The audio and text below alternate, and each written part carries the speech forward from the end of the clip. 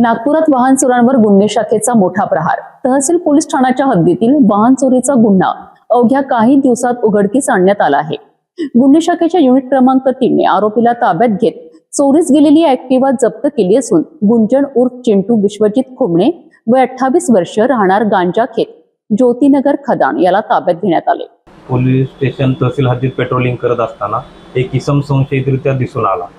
संशयितरित्या आल्यामुळे आम्ही त्याच्याकडे विचारपूस केली असता त्याने उडवाउडवीची उत्तरं दिली आणि संबंधित गाडी संदर्भात विचारपूस केली असता त्याच्याकडे कोणतीही गाडीची कागदपत्रे मिळून आली नाहीत.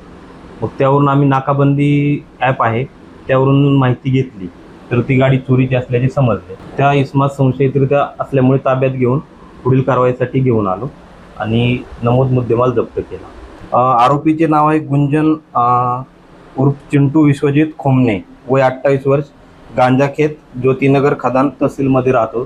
ॲक्टिवा गाडी होती. मुद्देमाल आहे 25,000चा. या आरोपीकडनं वाहन जप्त करून पुढील तपास आणि कारवाईकरिता मुद्देमाल तहसील पोलिसांच्या ताब्यात देण्यात आला आहे. वाहन चोरीच्या गुन्ह्याचा वेगाने छडा लावत गुन्हे शाखेने पुन्हा एकदा आपली कार्यक्षमता सिद्ध केली आहे. आरोपी पोलिसांच्या ताब्यात असून पुढील तपास सुरू आहे.